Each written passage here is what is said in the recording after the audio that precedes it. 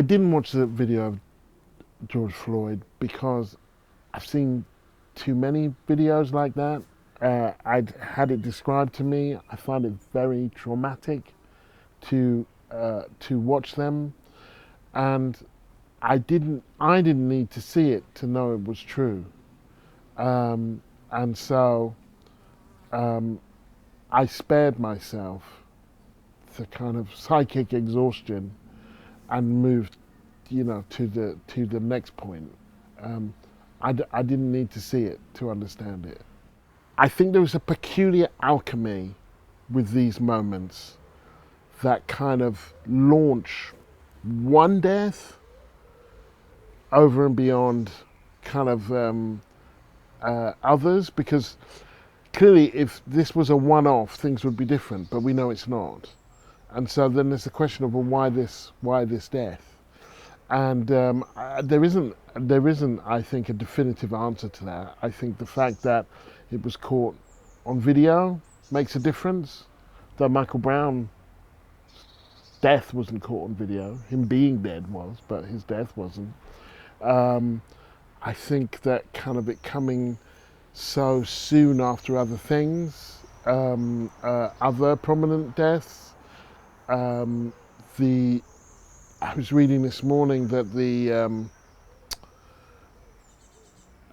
Central Park, Amy Cooper and Christian Cooper, that interaction between the white woman and the black man in Central Park, that when his sister posted that, which went viral, she had no idea about um, uh, about George Floyd, and so you have this kind of bubbling up, this kind of confluence of things that kind of are related by racism but aren't related by event. They're happening in very different parts of the country and so on. And I think it's difficult to kind of ignore as well the kind of the impact of COVID-19 on all of this, that this is the most brutal manifestation of a broader thing, which is systemic racism. Uh, but then there are all these deaths that are taking place, far more deaths than the police could ever um, be responsible for, which are kind of not the brazen but the banal, the kind of people dying in their homes, people dying for lack of healthcare, the kind of the economic violence of America and its racial composition showing up in these absolutely obscene disproportionalities between black and white deaths. And so there is a kind of cross-pollination between "I can't breathe," the one of the last words, one of the last sentences of George Floyd, and "I can't breathe." The kind of the demands for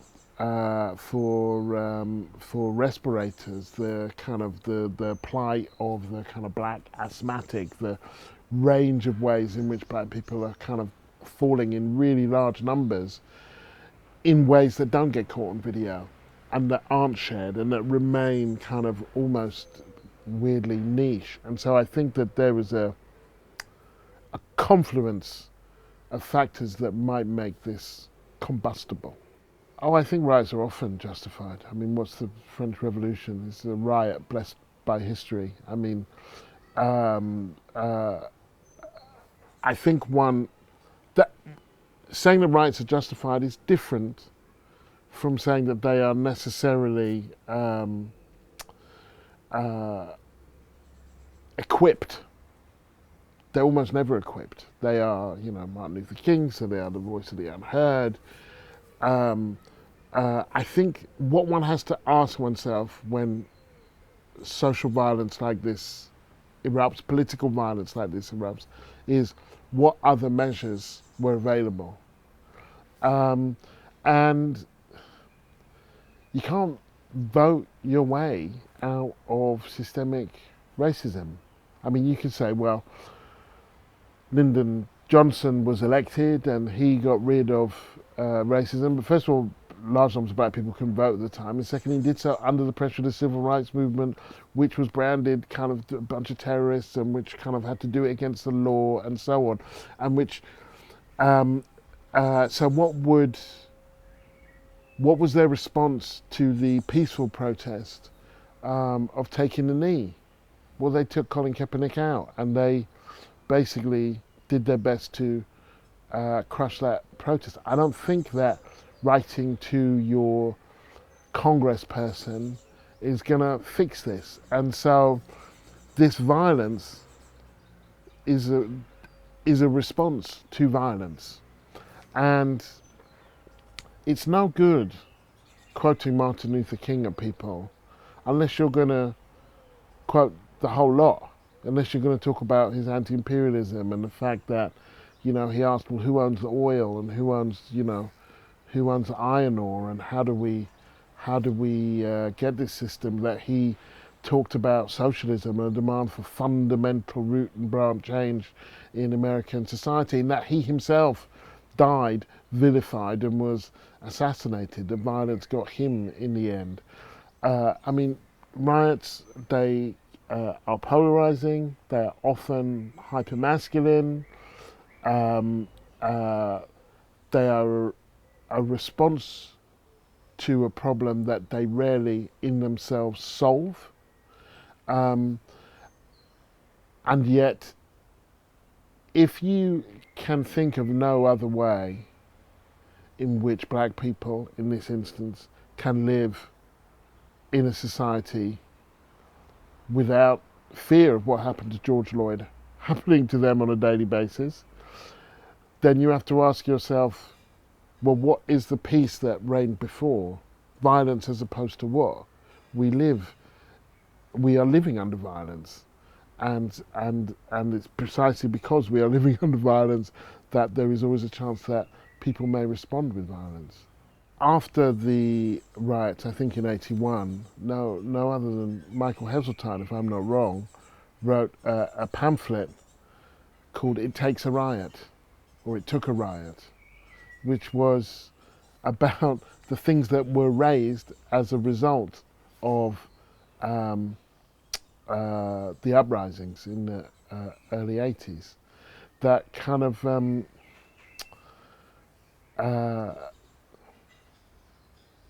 they elected a black president. That didn't do it. It's forgotten that Black Lives Matter kind of grew under a black president. That the issue of whether black people can play basketball or football or baseball or dance or sing is not under question. Nobody's starting a campaign saying black singers matter or black basketball players matter, but whether black people can live is a live question, whether our physical lives matter. And so, so long as that is still a fundamental question, if it's not protested, then why would we think that anything would happen? You know, Frederick Douglass, abolitionist from the 19th century, said, power concedes nothing without a demand. It never has and it never will. And these were the demands that weren't heard in every other forum. So when people refer to the destructive nature of the riots, they first and rebellions, they first have to contemplate the destructive nature of what went before, but also the possibilities that are generally opened up by these moments. The black American middle class owes its existence to the uprisings of the 60s, which started as often but not uniquely peaceful civil rights protests led by the church, and ended in the late 60s with pitched battles and tanks in the streets. That's why there's a black middle class, not because, or a moneyed black middle class. That's why Obama was even possible, not because people behaved well and And when the police said move over to the sidewalk, they moved over to the sidewalk, and the police would put their dogs out. People didn't say, please let your dog bite me. That's not how it happened. When it comes to Trump and these protests, there are a few things that are important to remember, first of all. First, Trump didn't invent American racism. He's capitalized on it. He has fanned its flames, but he didn't invent it. He's a product of it. Um, and he is also desperate. He's failing, he's flailing, and as his base becomes smaller and smaller for a variety of reasons, but mostly incompetence, um, he is forced to appeal in more and more naked terms to their basest instincts. In this case, the Bible, the gun, and bigotry. Um, uh, I don't think it's a foregone conclusion that he couldn't win the next election at all, but he's desperate. And we've seen in his description of Charlottesville, for example, when the Ku Klux Klan marched, and he made an equivalence between the Ku Klux Klan and the anti-fascist action. In his appeal for looters to be shot, you can elect fascists. Fascists don't necessarily just usurp power. And also, I'm minded of Michael Rosen's poem that fascists don't turn up in fancy dress. They turn up as people offering you honour and to clean your streets and make everything right again. And this is effectively what we're seeing, not just in America, and actually in quite a lot of the world. But America is so massively armed and mediated that we see it more clearly there than we would see it elsewhere. When it comes to Trump and fascism, I would not want to get hung up on a definition and spend too much energy defining him and it. I think clearly he displays and performs many of the tropes and many of the emblems of that we would associate with extreme right-wing populism. Whether you want to call it fascism or not is less important than identifying it for what it does, and therefore understanding how and why it should be stopped. In terms of him talking about domestic terrorism and denoting anti-fascist action or Antifa as a terrorist organisation, actually there are kind of parallels, if not precedents, for that in terms of how King was understood. Peaceful King was understood as part of a communist conspiracy. His ranks were paired of anybody who had in any way had anything to do with the communist movement. That it has often been the case that resisting racism makes you more suspect and more liable to the wrath of the American state than practicing it. And if you look at how they treated the protesters in the early 60s in places like Birmingham. So it's not new. What's new, in effect, is post-civil rights era, taking that language full scale, lock, stock and barrel, and taking it into the White House and then parading it from there. That's new.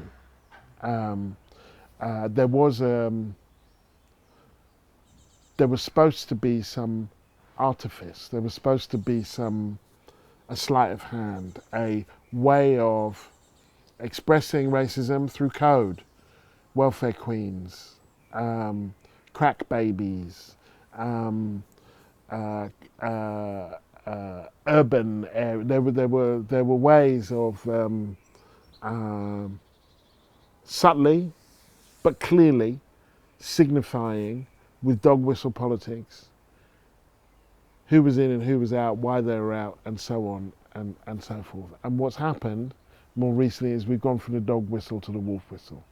Now there's no pretense, there's no guile. There is simply the bare enunciation and pronunciation of the bigotry itself.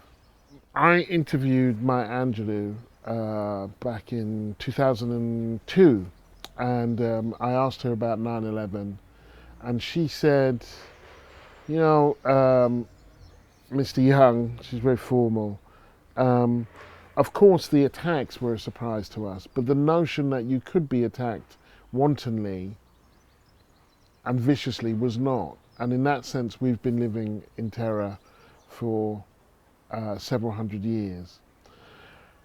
And I thought that was interesting, and I didn't really understand it until I wrote a book about all the kids that got shot dead in one day. And I picked a random day, and there were 10 kids got shot dead on that day. 7, they're all boys, 7 were black, 2 Latino, 1 white. None of them were police shootings, but pretty much all of them you can understand within the location of the economic violence and the kind of deprivation and the degradation and the poor education and the kind of and just the kind of the odds were such.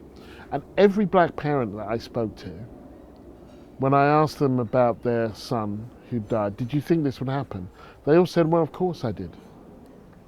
One mum in Dallas said, well, I didn't think it would be him, I thought it would be his brother. And one dad said, you're not doing your job as a black father in Newark if you don't think your kid could be shot. And after writing that book, I came back to Maya Angelou's quote with a different understanding of that is what it's like to live in terror. You're living in peace times and assuming that your child could be shot, would be shot, might be shot. And that you somehow you've internalized that. You're walking around as though you're normal, but in the back of your mind, that is a possibility. And then there was epiphany is too strong a word, but there was a realization in me, because I lived in America for 12 years. Both my kids are American. My eldest son is 13. We left when he was 8. But there was a realization, he would have been about 6 or 7 at the time, that I had thought about my son being shot. That I was walking around with not this expectation, but with this distinct possibility that I'm walking around thinking, how can I keep my son alive?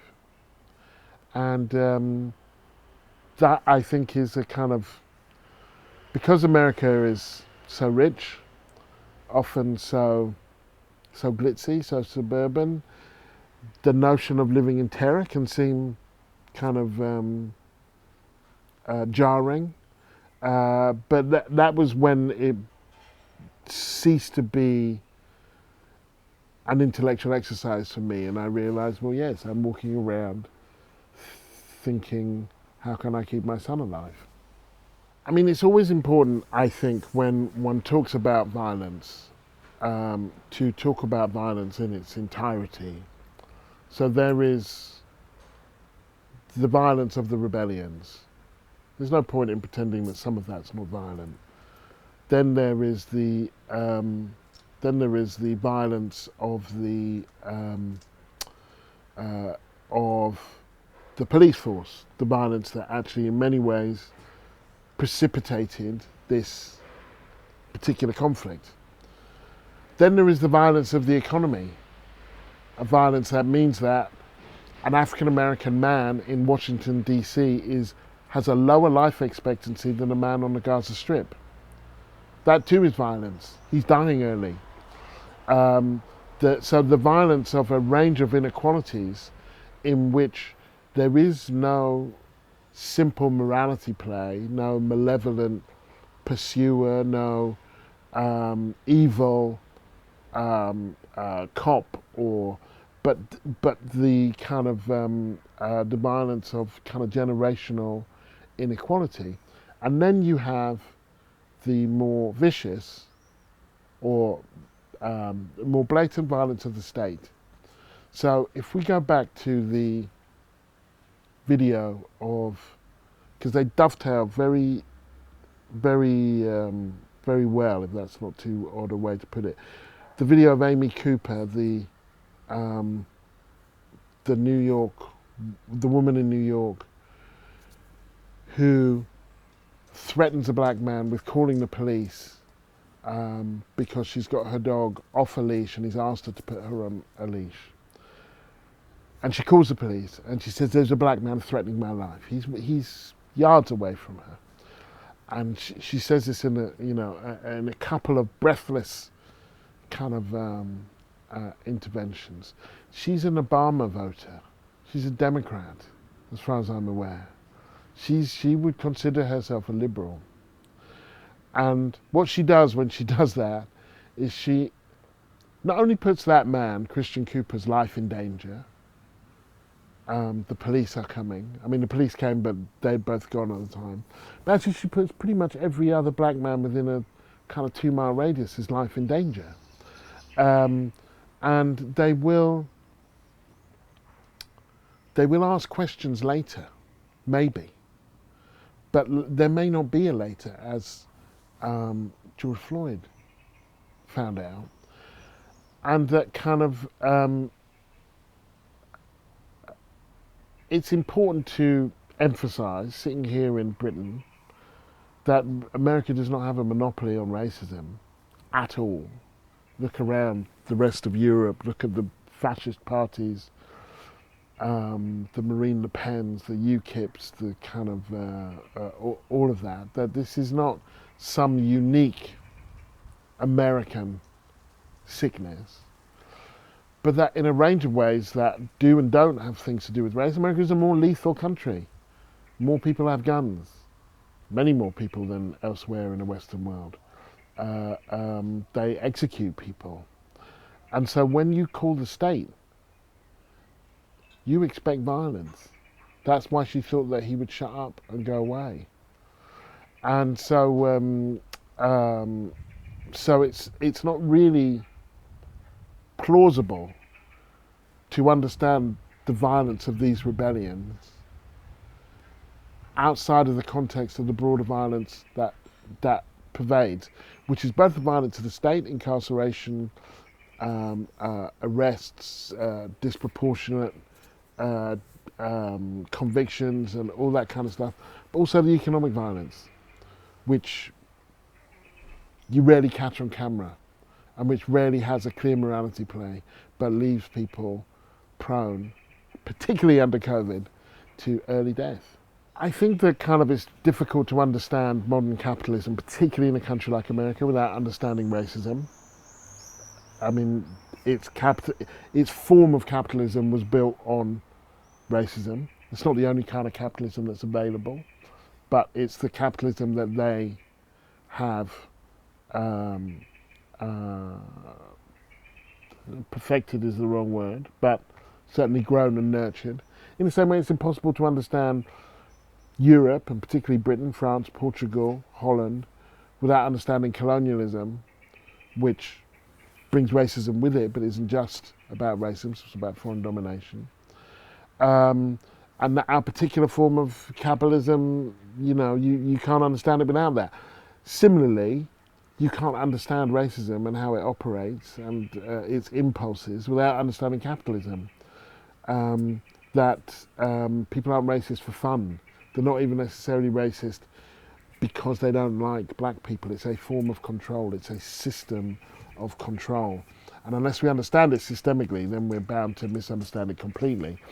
So when it comes to race and class, or racism and capitalism, I think that you can't understand either one of them. You can't understand race and class separately. You can't understand racism and capitalism separately. They're not the same things, but either you understand them as being connected or you misunderstand them both. Could be. Anybody who's not talking about class is probably not talking in ways that are going to interest me very much.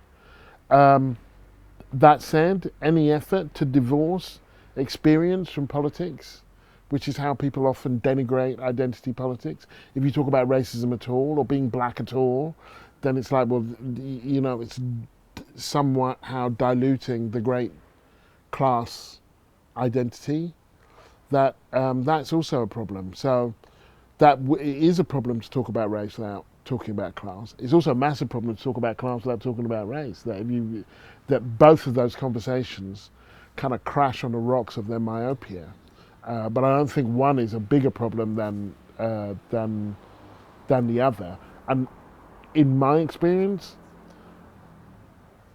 I'm far more likely to hear people talk about class without any racial analysis whatsoever or colonial analysis whatsoever than I am the other way around. I think this is one of many turning points that we're at. I would caution against any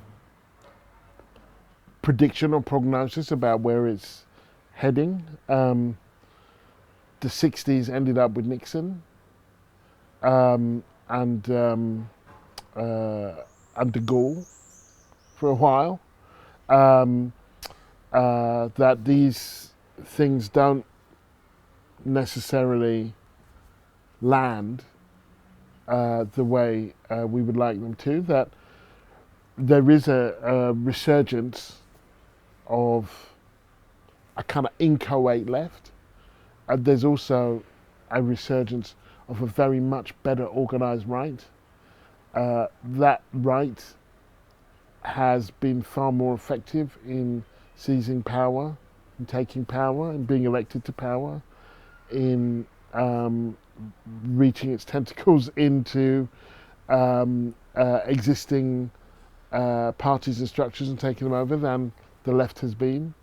That the left has shown itself, I think, over the last 10 years since the last economic crisis, to be really capable of clearing space but not very good at holding it.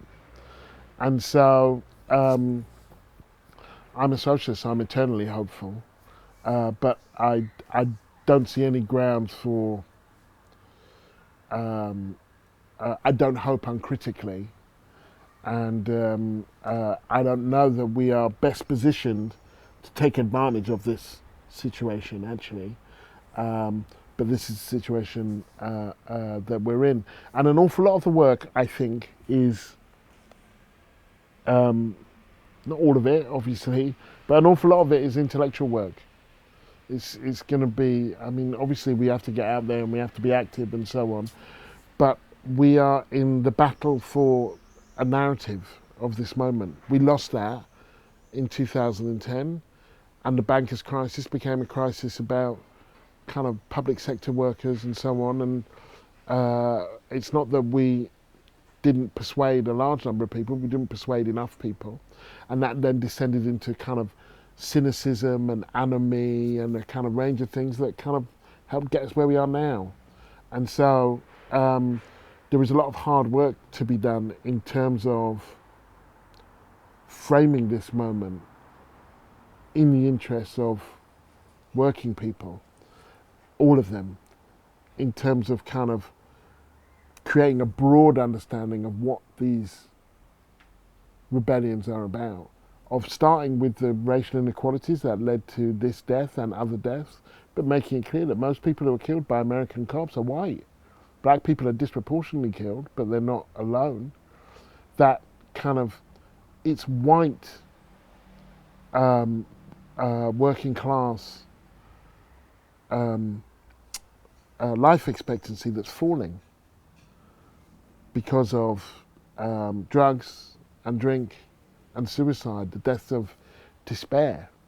Connecting this moment, this broad, chaotic, polarizing, rebellious moment that's taking place in the US, connecting it with the kind of lives of people who aren't out there and for whom this is maybe not all obvious. That, you know, so we got work to do. We've got a lot of work to do. I think the fact that this has happened in the middle of COVID, that 100,000 people have died in America, that somewhere between 40,000 and 60,000 people in Britain have died because of COVID, somewhere around there, that is extremely relevant because it speaks to the competence of the people who govern us. It speaks to their interest in working people, the kind of inability, the speed with which they can get the National Guard on the ground, as opposed to the speed with which they could create tests and tracing, and the speed with which they can deliver PPE. Here in Britain, the Johnson government has delayed the publication of a report into the disproportionate number of BAME people dying because they don't want to stoke racial tensions, as though we wouldn't realise that we're dying in disproportionate numbers unless they told us. So in all sorts of ways, this COVID moment is part of the alchemy that has created this kind of broader moment. Quite what that part is and quite how people understand it, that's a different a different issue. And once again in play, that we have to kind of make the argument, we have to explain to people why non-white people are more vulnerable. That because we're poorer, because we live in more crowded circumstances, because Pakistanis are more likely to be taxi drivers and black people are more likely to be nurses and transport workers, and none of that stuff, and security guards, and none of that is an accident. So, like I said, there is a connection and we have work to do to make it. Well, when I think about these latest protests, my hope resides in the fact, first of all, they seem to be multiracial, these protests, which in America is no mean thing. It's a deeply residentially segregated country. The fact that there's been a cross-pollination of this across the globe, certainly from there to Europe, and I would assume elsewhere, that people understand this in a way that, you know, there have been demonstrations in Berlin and London and Cardiff and Manchester and elsewhere, that it kind of that it raises people's consciousness about what black people are living with all the time, and what one hopes is that we can connect that awareness to a broader awareness about what we're all living with all the time, so that whenever people are questioning capitalism, the state, or racial hierarchies, there's a chance, and that's where the hope resides. But it's not a passive hope. It has to be an active hope. Martin Luther King said the arc of history is long, but it bends towards justice. But it doesn't bend by itself. That's for us to put our shoulder to it and make it bend towards justice. Otherwise, we could be in this period for however long it takes for us not only to realise that this is wrong, but to convince enough other people that it's wrong and then make a change.